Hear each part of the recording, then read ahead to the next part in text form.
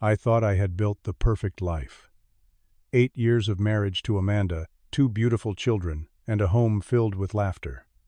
Then came the accusation that shattered everything.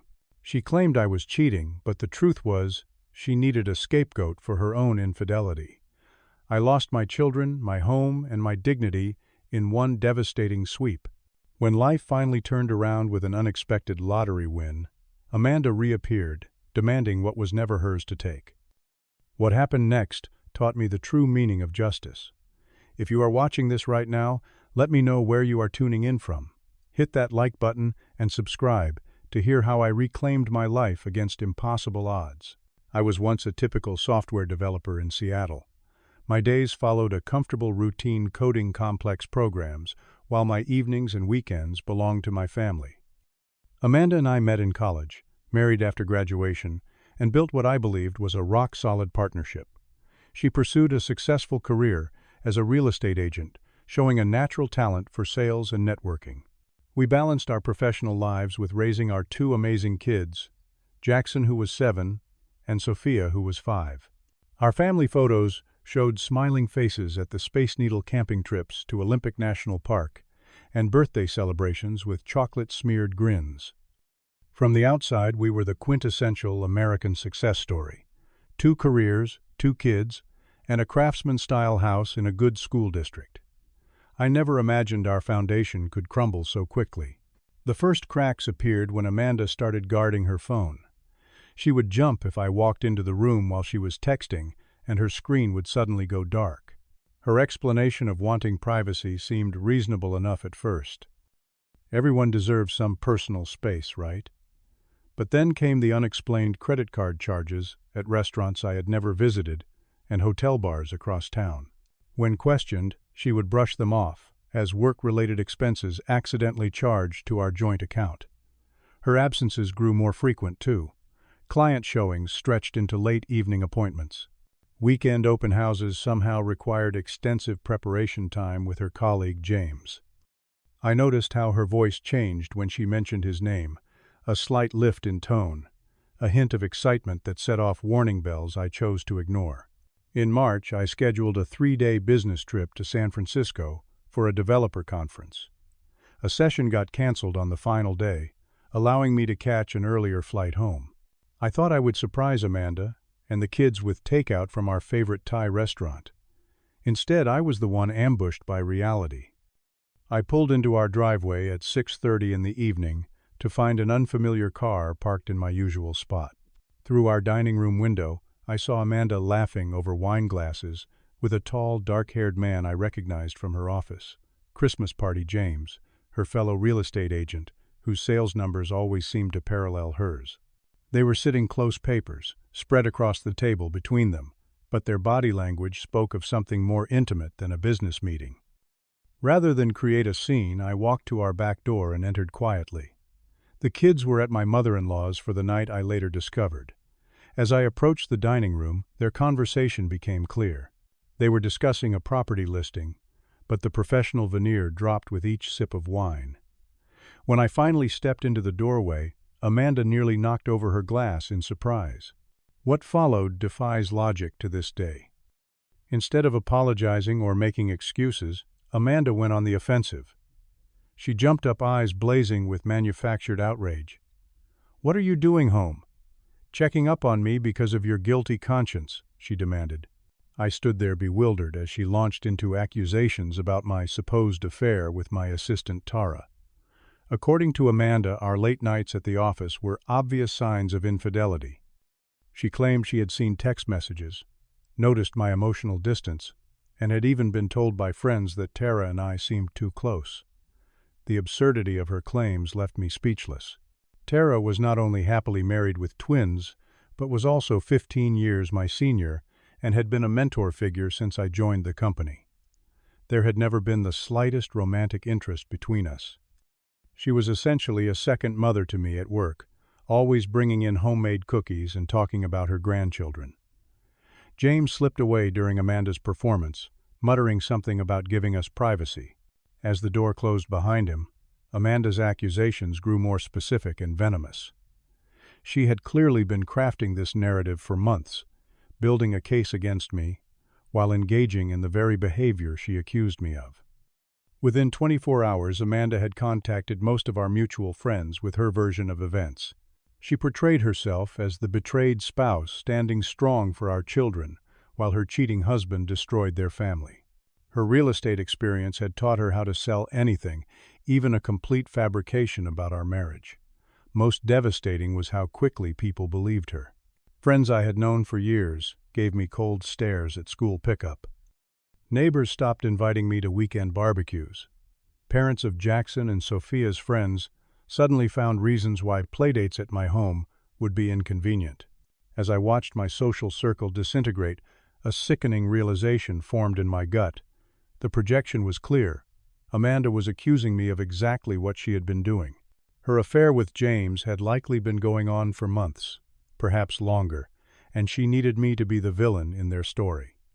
Only then could she exit our marriage with her reputation intact and public sympathy on her side. The divorce papers arrived 3 weeks later. Amanda cited irreconcilable differences and my alleged infidelity as grounds for dissolution of our marriage. She requested primary custody of our children, possession of our home child support, and temporary alimony, while she established financial independence. The document read like a calculated business plan for dismantling my life. I hired the best attorney I could afford, draining my savings account to secure proper representation. My lawyer Michael warned me that family courts often favored mothers in custody disputes regardless of the circumstances. Without concrete evidence of Amanda's affair, we would be fighting an uphill battle against her persuasive narrative. She said, he said, situations rarely work in the father's favor, Michael explained grimly. We need solid proof of her infidelity if we want to counter her claims. I spent thousands on a private investigator desperate to uncover the truth about Amanda and James. But they had become cautious after that night at our dining table. Their meetings moved to more discreet locations, their digital communications carefully guarded. The investigator captured photos of meaningful glances and brief touches, but nothing explicitly damning. Meanwhile, Amanda began poisoning our children against me. Jackson started pulling away during our weekend visits, repeating phrases no 7-year-old would naturally say. "Dad, Mom says you have a girlfriend, and that is why you do not live with us anymore," he told me during a trip to the playground, his eyes downcast and confused. Sophia, too young to fully comprehend what was happening, simply asked why I did not love Mommy anymore. Each question pierced my heart like a physical wound. I tried explaining in age-appropriate terms that adults sometimes disagree, but love for children never changes. Their mother's whispered lies proved more powerful than my reassurances. The court proceedings became a theater of Amanda's deception. She arrived perfectly dressed in conservative outfits, speaking in a soft-pained voice about her struggle to keep our family together despite my betrayal. She presented carefully curated text messages between us, showing my frustration and anger out of context. Her attorney painted me as volatile and unreliable, while Amanda appeared steady and child-focused. When the judge delivered his ruling, it felt like the floor had disappeared beneath me. Amanda received primary custody of our children. I would have every other weekend and Wednesday dinners, initially under supervision, to ensure the children felt safe. Our family home went to her, along with half of our retirement savings. I was ordered to pay $3,000 monthly in child support and $1,500 in temporary alimony for 2 years. I moved into a 1-bedroom apartment across town, taking only personal belongings and basic furniture.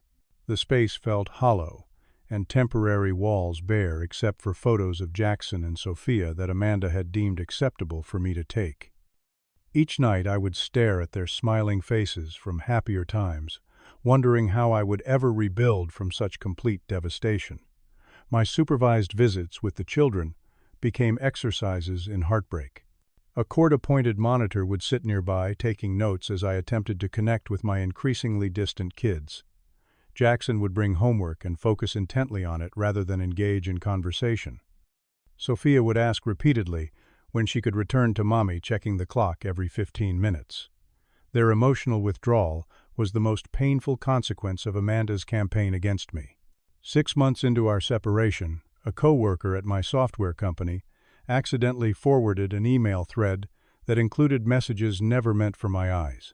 In it, Amanda had written to James about their relationship and plans for after our divorce was finalized. The messages confirmed their affair had begun over a year before her accusations against me. They had been planning a life together, while she systematically destroyed mine. I immediately sent the evidence to my attorney, hoping this smoking gun would turn the tide. Michael tempered my expectations. The divorce was already nearly finalized, custody determined, and financial arrangements set. At best, we might reduce the alimony period, but reopening the entire case would be costly, with no guarantee of success. "The system is imperfect," Christian Michael said. "Sometimes the truth arrives too late to matter." That night, sitting alone in my sparse apartment, I reached the lowest point of my life. My children were slipping away. My reputation was in tatters. My finances drained, and justice seemed permanently out of reach. I considered moving to another state, starting completely fresh, where no one knew me as the cheating husband who lost everything. For a dark moment, I even questioned whether continuing was worth the pain. My unexpected turning point came from an unlikely source.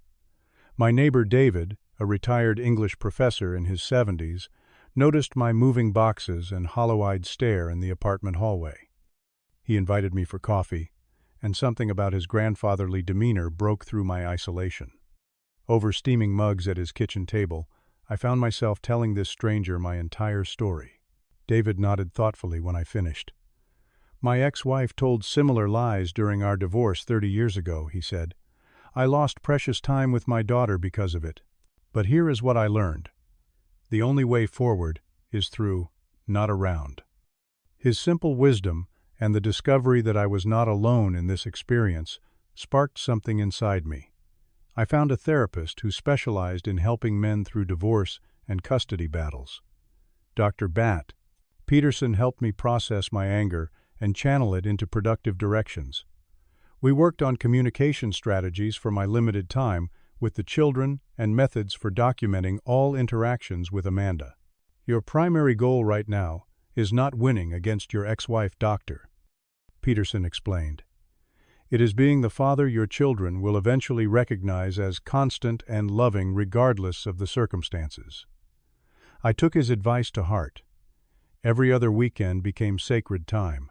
I created traditions specific to our visits: pancake Saturdays, with personalized toppings Sunday afternoon, nature walks with disposable cameras for the kids to document their discoveries. I never questioned them about their mother or made them feel caught between us. Instead, I focused on being fully present during our limited hours together. My professional life needed renovation too.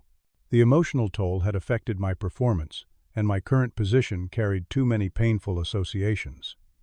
A former colleague reached out about an opportunity at a promising startup developing educational technology. The role offered better compensation and the chance to work on something meaningful. I took the leap. The new position energized me. Creating software that helped children learn resonated deeply with my desire to support Jackson and Sophia's development, even from a distance. I poured myself into designing intuitive interfaces and engaging learning modules. My team valued my contributions, and for the first time in months, I felt competent again. As my mental health stabilized, I discovered a passion for developing educational games specifically. On evenings and weekends without my children, I built simple but effective games teaching basic math and reading skills. Testing them during my visits with Jackson and Sophia provided valuable feedback and created moments of genuine connection as they proudly pointed out ways to improve Dad's games. This side project gradually evolved into a small business. I invested my limited savings into proper development tools and contracted an artist to create child-friendly graphics. A few local schools agreed to pilot the programs, and their positive responses encouraged further expansion. I was rebuilding my life brick by careful brick. 2 years after the divorce, on a completely ordinary Tuesday, I stopped for gas and impulsively purchased a lottery ticket, something I had never done before. That Saturday evening, alone in my apartment, I checked the numbers online and had to sit down as the reality sank in. I had won the jackpot of $12 million, which would amount to approximately $7.2 million after taxes. The financial advisor I consulted emphasized discretion. Lottery winners often become targets, she warned. Tell only those who absolutely need to know. I followed her advice, informing only my parents and establishing proper legal structures to manage the windfall.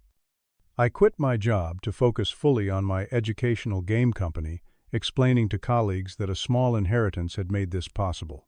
My first major purchase was a modest 4-bedroom house in the same school district as my children. Nothing flashy, but with a bedroom for each child, a home office for my growing business, and a backyard with space for a swing set. I kept my lifestyle otherwise unchanged, driving the same reliable sedan and wearing the same brands of clothes. The bulk of my winnings went toward securing my children's future. I established college funds for both Jackson and Sophia, invested in diversified portfolios for long-term growth, and set up a trust for my business to ensure its stability. These quiet, prudent decisions brought me peace amid the lingering pain of limited access to my children. As my business gained traction, I hired a small team of developers and educators. We expanded our product line to cover more subjects and age groups, eventually catching the attention of larger educational technology companies. Industry publications featured our innovative approaches to learning through play. I found myself invited to speak at education conferences, gradually building a professional reputation, completely separate from the personal disaster of my marriage. For almost a year, I managed to keep my lottery win private. But as my business gained visibility and I purchased, the new home rumors began circulating.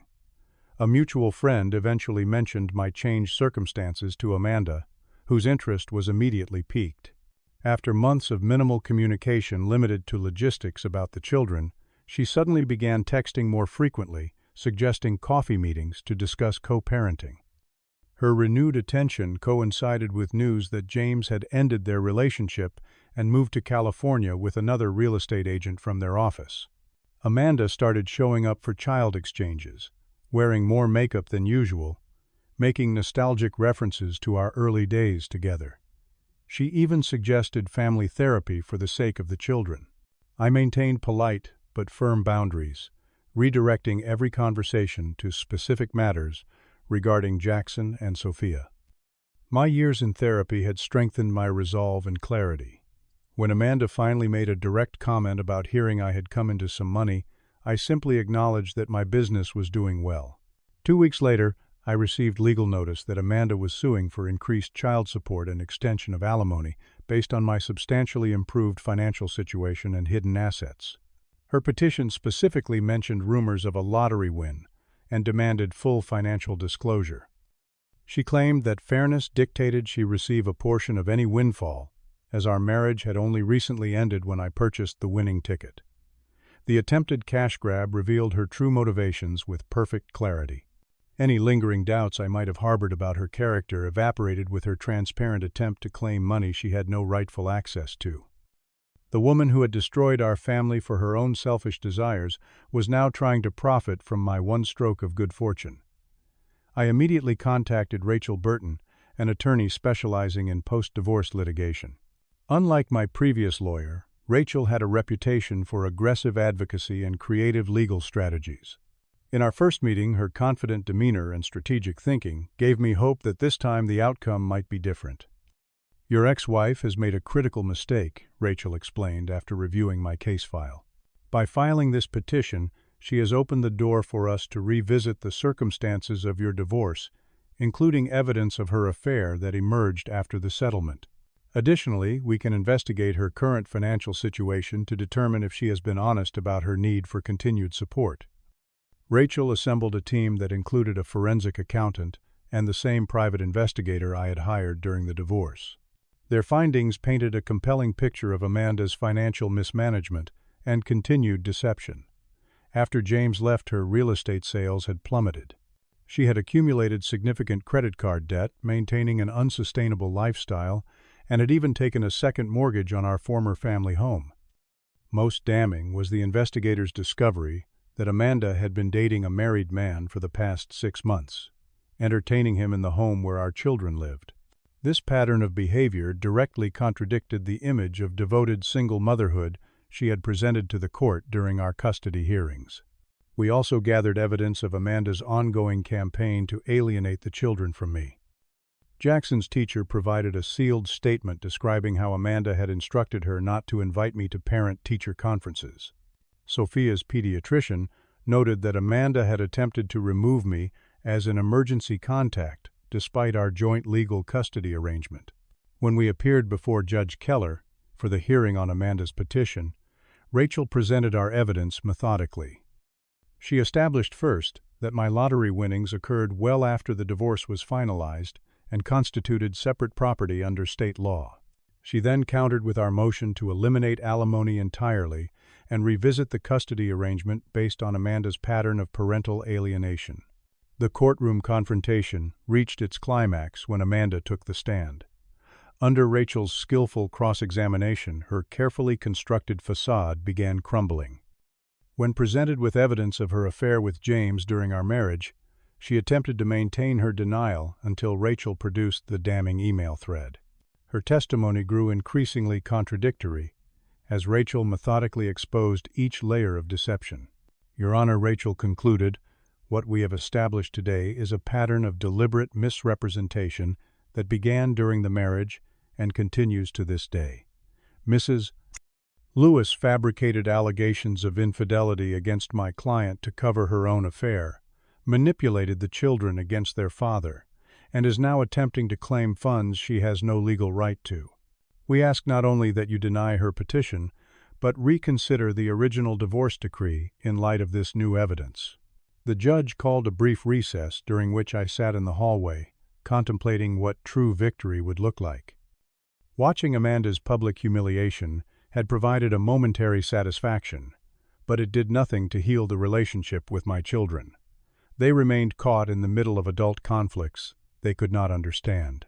What I wanted most was not revenge but restoration. When court reconvened, I whispered a request to Rachel. She raised her eyebrows in surprise but nodded in agreement. As Judge Keller prepared to deliver her ruling, Rachel asked to approach the bench. After a brief conference, the judge allowed her to address the court.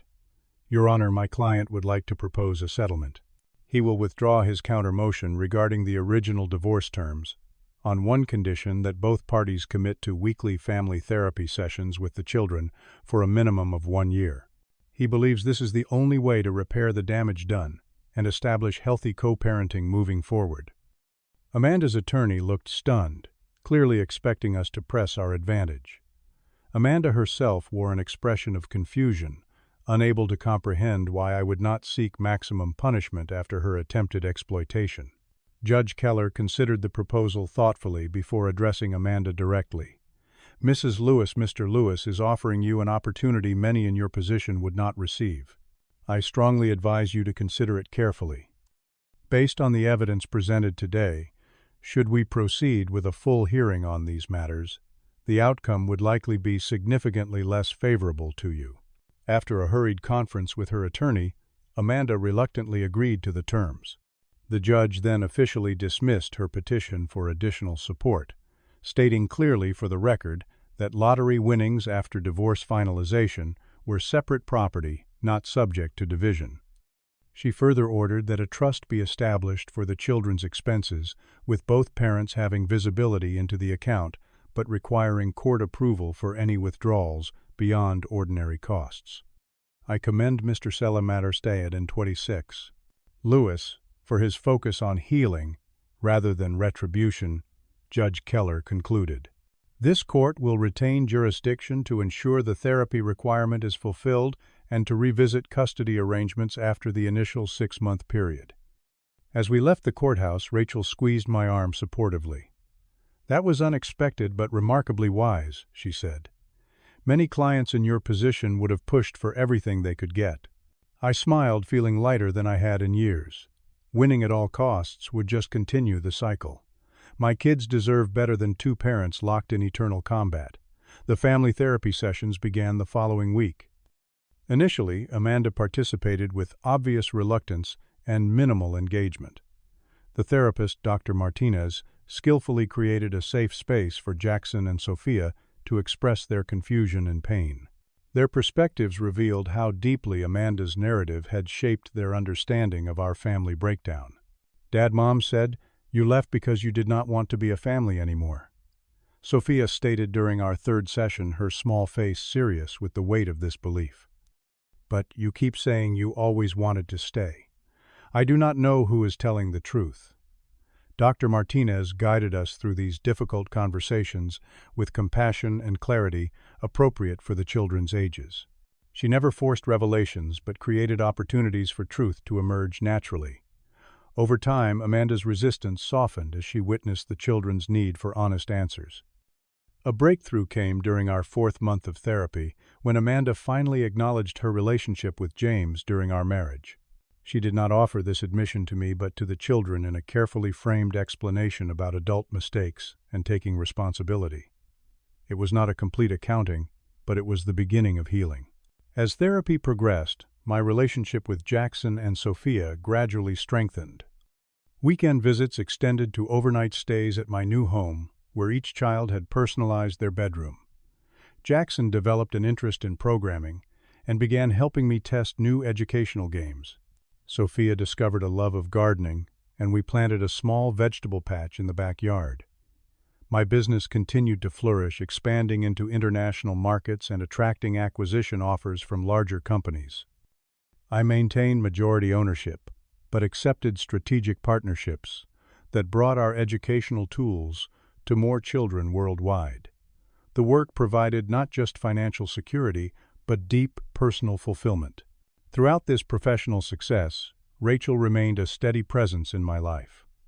What began as legal consultations evolved into friendship and eventually blossomed into something more. Her strength, integrity, and commitment to justice complemented my growing confidence and stability. 1 year after the courtroom confrontation, I invited her to dinner at my home, where Jackson and Sophia proudly helped serve the meal they had helped prepare. When the court revisited our custody arrangement, the judge approved a more balanced schedule, giving me equal parenting time. Amanda, having done significant work in therapy, did not contest the change.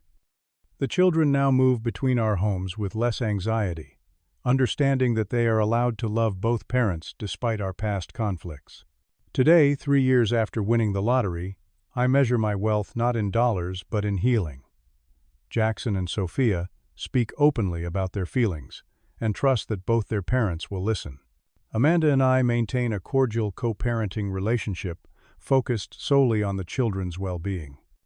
Rachel and I are discussing marriage, approaching the possibility with appropriate caution and clear communication. The lottery win that Amanda tried to claim ultimately provided something more valuable than money. It created the leverage needed to break a destructive pattern and rebuild on healthier foundations. The true jackpot was not the millions in my bank account, but the second chance at being the father my children deserve. Looking back at the journey from devastation to renewal, I cannot help but marvel at life's unexpected trajectories. When Amanda first accused me of cheating, I lost everything.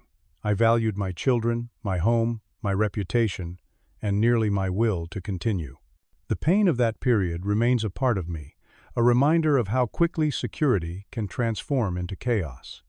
The years spent rebuilding taught me resilience I never knew I possessed.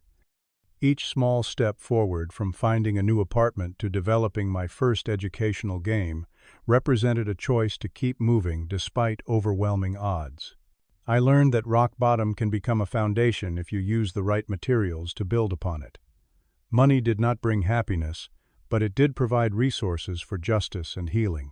The lottery win that seemed like simple good fortune became a catalyst for truth.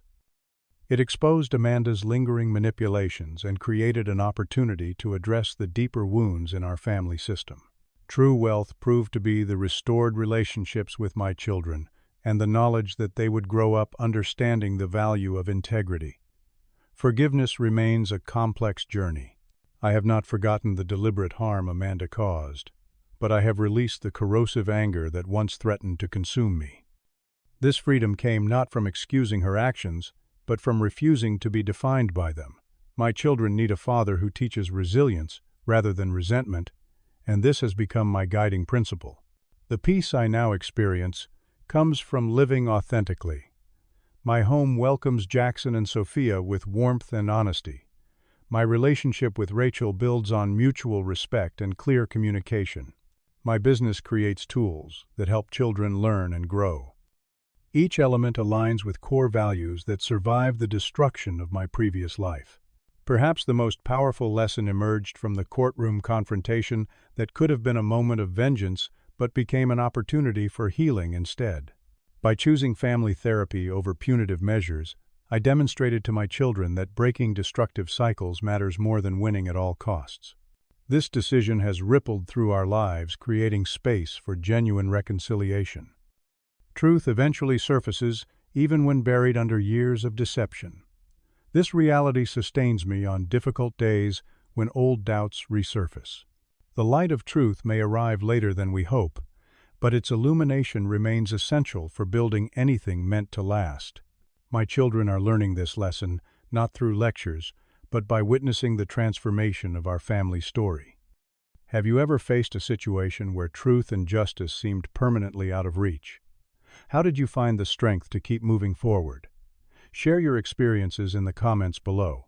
If this story of resilience resonated with you, please hit that like button and subscribe for more authentic journeys through life's challenges. Remember to share with someone who might need inspiration to turn their own tables when facing seemingly impossible odds. Thank you for listening to my story, and may you find the courage to write new chapters in your own life, regardless of who tried to end your story too soon.